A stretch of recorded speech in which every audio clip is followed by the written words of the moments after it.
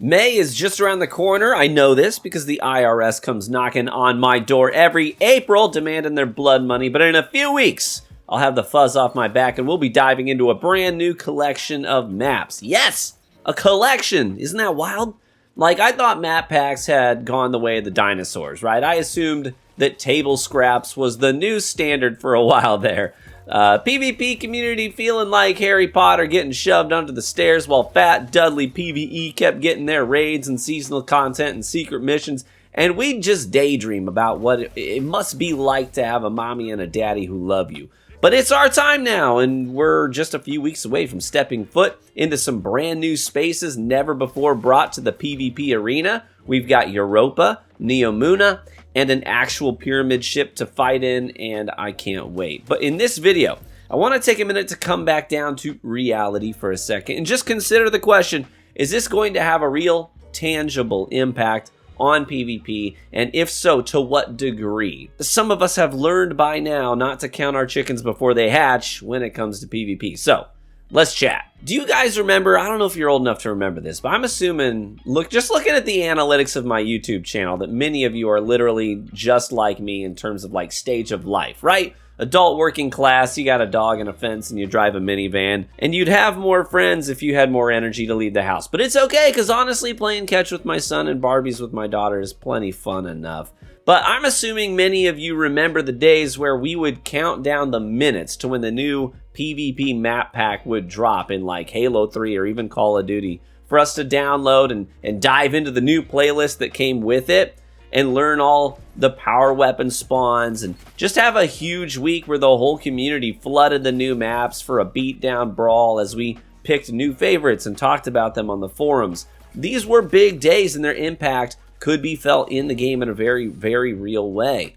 We haven't had that feeling in literal years in Destiny. In fact, the last major DLC that actually was accompanied by a wave of maps was Shadowkeep back in October of 2019.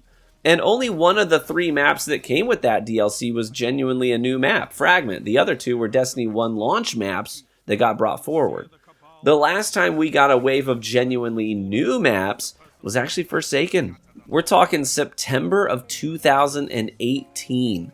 My minivan had under 100,000 miles on it back then. I'm over 200K now. Since the last time we got a pack of maps, I've said goodbye to a pet. I've seen kids go from diapers to ballet slippers. I've gone from scraping by to building an addition on the house. I mean, while Destiny put PvP on hold, the world kept spinning.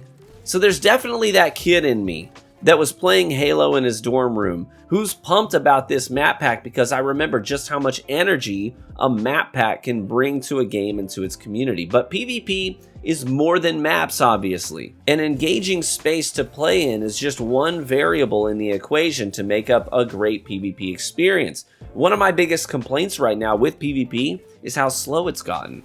While I do like the recent sandbox changes, a byproduct has definitely been slow matches that are going to time a lot more frequently as people are taking engagements from further away, leaning on auto rifles and scout rifles to have lane end to lane end combat dictate the flow of these matches. And personally, I know everyone has their preferences, but for me, it's a bit of a snooze fest. So I've been leveraging builds that help me punch through gaps and get up close and personal so I can brawl.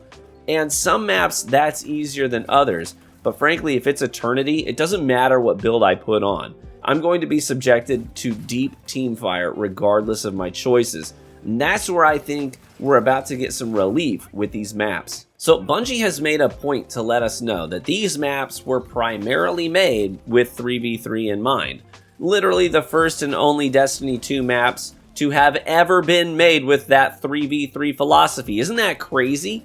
That this game came out in 2017, and this is the very first time we've ever had maps that were designed specifically for 3v3 in Destiny 2. But they also said that these maps will definitely be put into the 6's rotation, and that's what excites me. I'm looking at these maps, and the lanes, and the spaces, and the layouts, and I'm thinking, hey, we can brawl here, baby. There are long lanes on these maps, and Cooley was sure to show us that. So if you like the scout rifle fighting, there's a space for you on these maps. But most of the big maps we have right now, every part of the map is a scout rifle lane.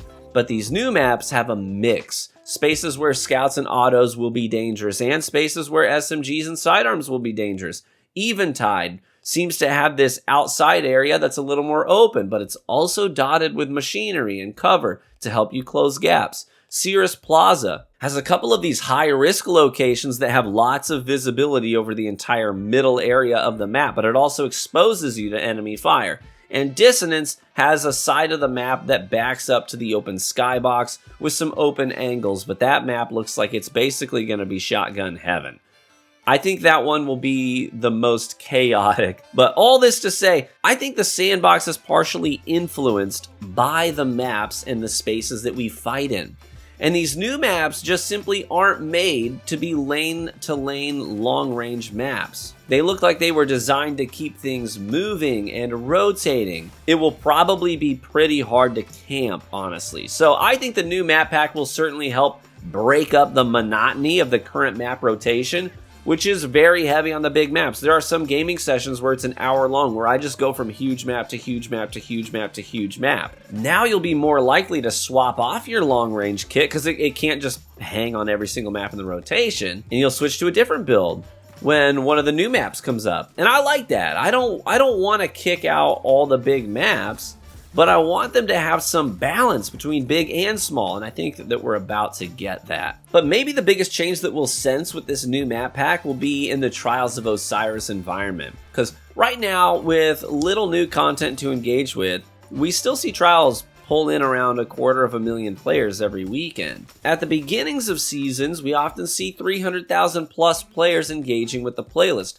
But Bungie has continued to invest in Trials, which I do appreciate. They're trying to find new ways to get adept loot in everyone's hands. They've modified matchmaking, they've nerfed powerful weapon metas, they've really had their finger on the pulse lately with the addition of the PvP Strike Team. So as long as the Strike Team continues to monitor Trials, I think having 3 brand new maps that were specifically made with Trials in mind will be a huge deal. I mean, we still get excited when the D2 beta maps end up in Trials, and Burning Shrine is always a favorite. Listen, Cooley is that guy who worked on Burning Shrine and the D2 launch maps that you adore, like Javelin 4, Endless Veil. He was gone for a while. You know, Bungie didn't plan on making maps outside of the occasional addition like Disjunction and Fragment, so they cut him loose.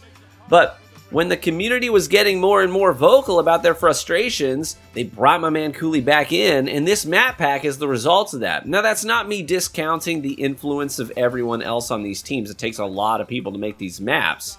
I'm not discounting their influence at all, don't get me wrong. But Cooley's vision for maps has seldom let us down, and these maps are already looking like bangers. Even the Twitch chat, which is usually extremely toxic during Bungie's live streams, were raving, especially about Cirrus Plaza when that map came up. Everyone's like, oh my gosh, this looks like freaking Halo 3 or Halo Reach maps all over again. This is amazing. And if those early maps are still fan favorites when Trials comes up, these 3 new maps are really going to shake things up there and give us countless hours of entertainment as we figure out how these maps play in Trials, what the best attack points are, how teams tend to move around. It's going to be a new age of discovery. And that's really what keeps PvP players engaged, giving them new problems to solve and spaces to figure out. So I think this is going to have a serious impact on Trials, but there's one last thing I do want to talk about before we wrap up the conversation today, and that's what happens next after these maps drop. So here's my worry. My worry is that this map pack will be the bone that they throw us, and that's the last bone that we'll get for years.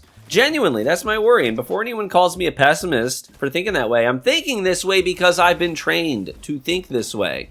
I have expectations for how things go in PvP, and those expectations were laid down by Bungie, not by me. I don't need to rehash the timeline of map drops. We hit that earlier in the video, but Bungie does not have a good track record when it comes to continuing to keep PvP at the forefront of their minds and high on their priority lists. If I'm looking at history, I think it's a very, very fair concern to have, to be worried that this map pack will be the last major infusion of PvP spaces for years. So map packs can only carry so much weight on their own. Frankly, if Bungie wants this to be more than a band-aid, then they're going to need to keep gas on the pedal. I mean, they don't need to full send. They don't need to keep the pedal all the way to the floor, but let's keep this up. Let's ship these maps, take in community feedback, and get to work on the next wave so we can continue to develop the Crucible and keep it moving forward So we aren't always just excited when we go backwards to maps that we used to love. We gotta be forward thinking. And the Strike team has done great work keeping Crucible moving forward, but it will take a ton of pressure off of them if there are also new maps being infused into the game alongside the work that they're doing. That's going to be the winning combination right there, with also new PvP weapons and loot to chase. So hopefully, we're getting back to having that balance. Alrighty, so to wrap up the conversation today, I'm feeling pretty optimistic about the immediate future regarding these maps. I think it will infuse a lot of energy into our PvP community, and we'll have a nice age of discovery as we settle into them. But the burden will definitely be on Bungie to continue to keep PvP moving in a forward direction. I don't know how that reconciles with the overall narrative of Destiny, as we are heading full speed on a crash course with an inevitable conclusion of the Major Light vs. Dark saga. Hopefully, the end of that arc won't mark the end of this newfound PvP energy, and we'll keep that part of the game moving forward instead of slamming into a brick wall.